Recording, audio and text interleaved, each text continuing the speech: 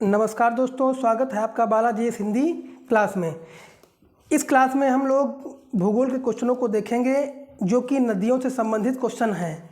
गंगा नदी के बारे में जितने भी इम्पोर्टेंट क्वेश्चन बनते हैं उससे मैं एक ही वीडियो में आपको कवर करवा दूंगा।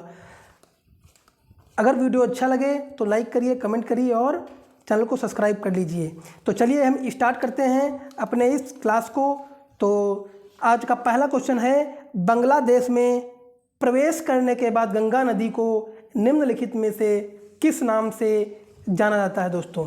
तो बताइए उत्तर आपका क्या सही हो जाएगा दोस्तों?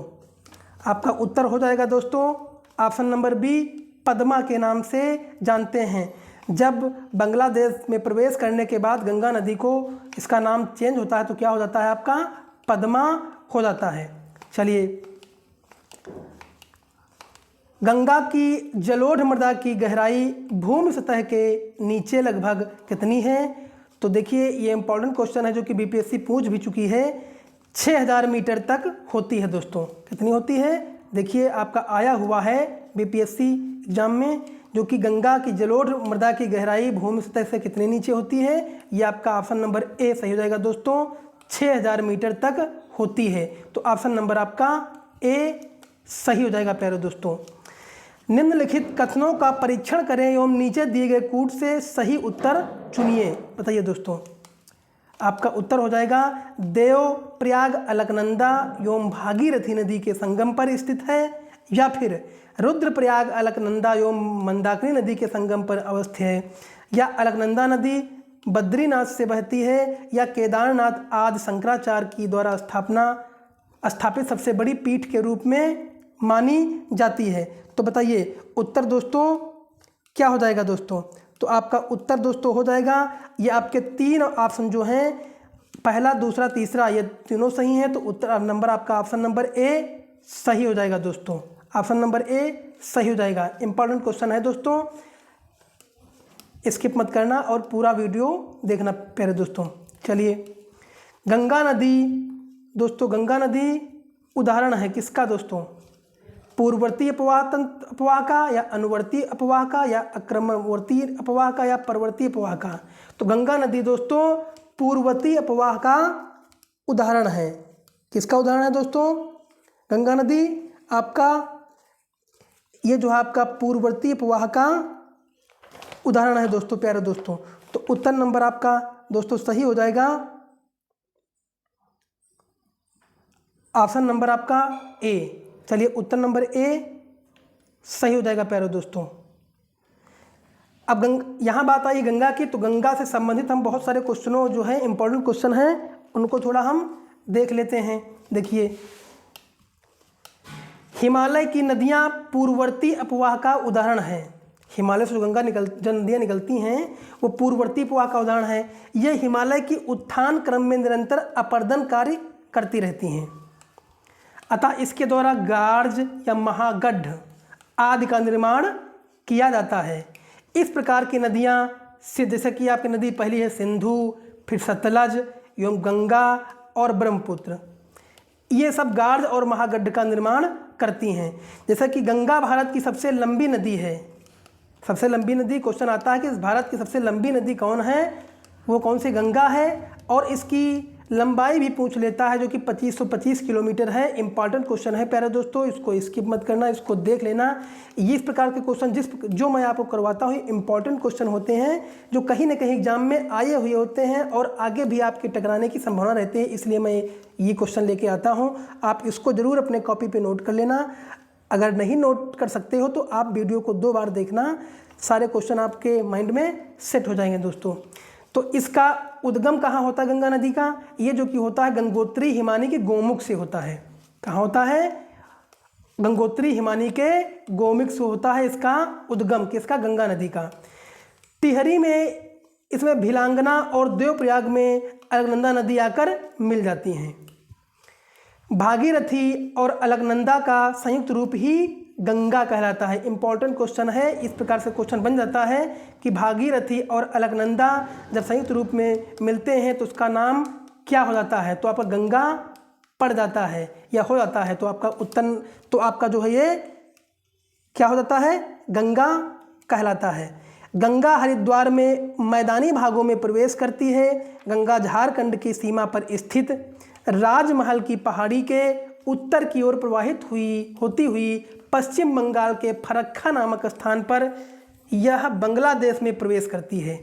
यहाँ इसे पद्मा के नाम से जाना जाता है, जो कि अभी आपको क्वेश्चन मिल चुका है। यानी बांग्लादेश में किस नाम से जानते हैं? पद्मा के नाम से दोस्तों जानते हैं।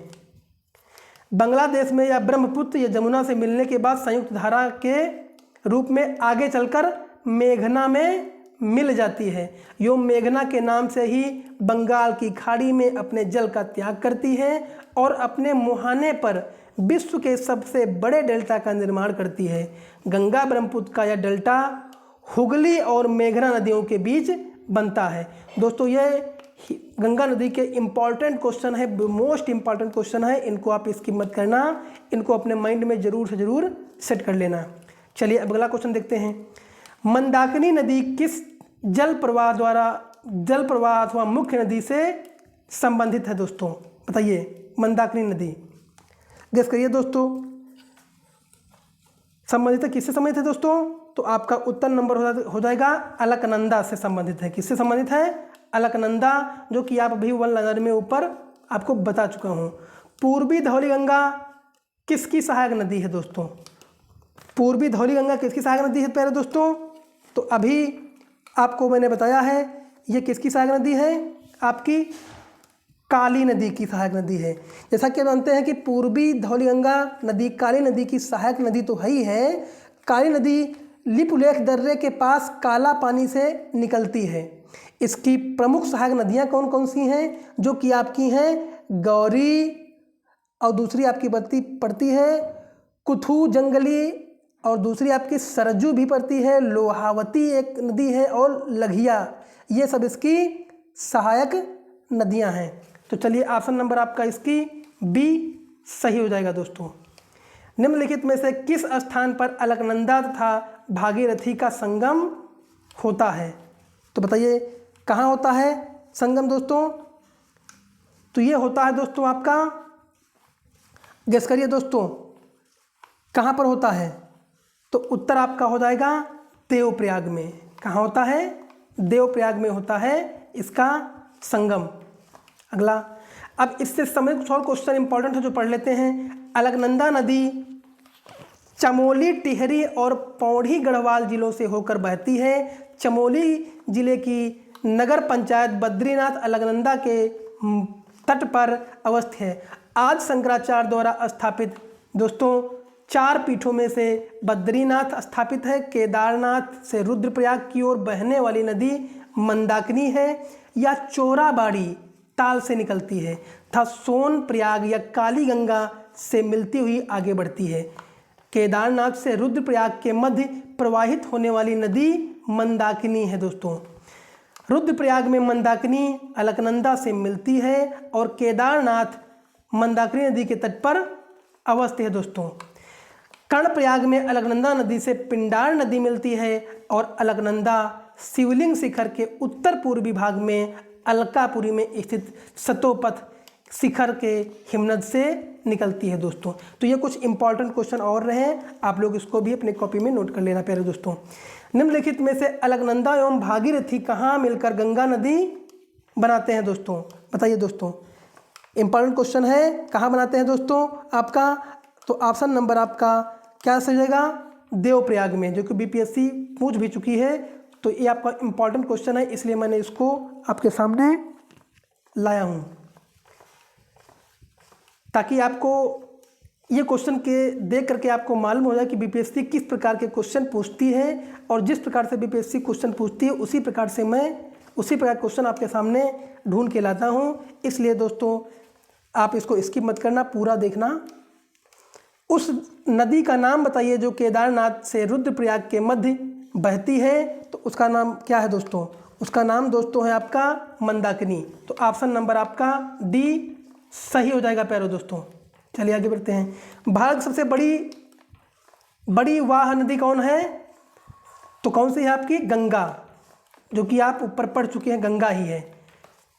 चलिए बात आई गंगा की, तो गंगा से और कुछ संबंधित क्वेश्चन यहाँ पे हैं, इंपॉर्टेंट देख लेते हैं। हिमालय से निकलने वाली बहुत सी नदियाँ आकर गंगा में मिलती हैं, जिसमें से कुछ हैं रामगंगा। कौन सी हैं? जिससे आपकी हैं रामगंगा, शारदा, घाघरा, गंडक, कोसी, यमुना। ये सब किधर, ये आप गंगा में मिलती हैं जो कि आपकी बाएं साइड से। यमुना नदी हिमालय के यमुनोत्री हिमानी से निकलती है। यह गंगा के दाहिने किनारे के समानांतर बहती है। आपके ऊपर जो रामगंगा, शारदा यानी सरयू, घाघरा, गंडक, ये बाएं से निकलती है, और जो आपकी गंगा, आपकी जो आपका यमुना है वो बाएं से निकलती है। यह गंगा के दाहिने किनारे के समानांतर बहती है, प्रयागराज में गंगा में मिल जाती है। शारदा नदी नेपाल हिमालय में मिलाब हिमानी से निकलती है। प्रारंभ में इसे गौरी गंगा कहते हैं और भारत नेपाल सीमा पर काली नदी कहते हैं। उत्तर प्रदेश के बाराबंकी जिले से यह घाघरा नदी से मिलती है। कोसी नदी नेपाल हिमालय से मिलकर गंगा नदी में मिल जाती है। प्रायः मार्ग बदलने की प्रवृत्ति के कारण इसमें भीषण बाढ़ आती है। इसी कारण इसे बिहार का शोक भी कहा जाता है। गंडक नदी नेपाल हिमालय से निकलकर पटना के निकट सोनपुर में गंगा से मिल जाती है। त्रिवेणी नहर में गंडक नदी से पानी आता है। यह पश्चिम चंपारण जिले में प्यारे दोस्तों स्थित है। रामगंगा नदी का उद्गम उत्तराखंड राज्य के पौड़ी गढ़वाल से स्थित दूधा टोली श्रेणी से होता है। यमुना नदी यमुनोत्री हिमनद के बंदरपूंछ के पास उद्गमित होती है। इसकी प्रमुख सहायक नदियां चंबल, बेतवा, केन है। अमरकंटक के पठार से निकलने वाली सोन गंगा के दक्षिणी तट की मुख्य सहायक नदियां, जो कि पठार के किनारे प्रपातों की एक श्रृंखला बनाती हुई उत्तर दिशा की ओर बहती है तथा पटना के निकट गंगा में मिल जाती है। दोस्तों, दामोदर नदी झारखंड के छोटा नागपुर पठार से निकलकर हुगली नदी के समुद्र में गिरने से पूर्व उससे मिलती है। दामोदर नदी में अचानक बाढ़ आ जाने के कारण बंगाल का अभिशाप भी कहा जाता है। चंबल नदी मध्य प्रदेश के महू के निकट से निकलती है। यह पहले उत्तर प्रदेश में प्रवाहित होकर कोटा राजस्थान के निकट गार्ज का निर्माण करती है। यह नदी राजस्थान के सवाई माधोपुर और धौलापुर से होती हुई अंत में यमुना से मिल जाती है। प्यारे दोस्तों, गोमती नदी का उद्गम क्षेत्र गोमत ताल फुलर झील से दोस्तों होता। फुलर झील से जिला पीलीभीत उत्तर प्रदेश में है। यह गंगा नदी की एकमात्र सहायक नदी है जिसका उद्गम मैदान में होता है। कौन? गोमती नदी। चलिए, गंगा का उद्गम कहाँ होता है दोस्तों? गंगोत्री हिमानी गोमुख से यानी बंगाल की खाड़ी से। यमुना का यमुनोत्री हिमानी से होता है। गंगा जो प्रयागराज इलाहाबाद में है। और शारदा यानी काली नदी का मिलाब हिमानी नेपाल हिमालय से जो घाघरा बाराबंकी में संगम होता है। कोसी नदी गोसाई थान नेपाल हिमालय यानी गंगा में संगम होता है। गंडक का नेपाल हिमालय से गंगा में सोनपुर के पास। और रामगंगा दूधा टोली श्रेणी उत्तराखंड में गंगा के पास होता है संगम। सोन अमरकंटक पठार यानी गंगा पटना के पास संगम होता है। और दामोदर नदी का छोटा नागपुर पठार से निकलती है और हुगली नदी के निकट इसका संगम होता है। और चंबल महू प्रदेश यमुना इटावा के निकट और गोमती गोमताल फुल्लर झील से निकलती है, जो कि गंगा में इसका क्या होता है? संगम होता है। तो दोस्तों, इस क्वेश्चन में गंगा नदी से जितने भी क्वेश्चन आपके बनने वाले थे, मोस्ट इंपॉर्टेंट सारे क्वेश्चनों को मैंने बता दिया है। इसके अलावा बहुत सारी नदियों के बारे में भी मैंने ये इसमें व्याख्या कर दी है। अगर गंगा नदी से कोई भी क्वेश्चन आपको किसी भी एग्जाम में अगर बीपीएससी पूछती है तो इसमें प्रत्येक जरूर आपको एग्जाम में आपको इस क्लास से क्वेश्चन मिलेगा। दोस्तों, तो वीडियो अच्छा लगा हो दोस्तों लाइक करिए, कमेंट करिए और हमारे चैनल को सब्सक्राइब कर लीजिए और अपने सारे ग्रुपों में इस वीडियो को भेज दीजिए। इसके पहले भी मैं इसके कई पार्ट दे चुका हूँ, अगर आप ना देखे हो तो प्लेलिस्ट में जा करके इसको आप देख सकते हैं। धन्यवाद। जय भारत।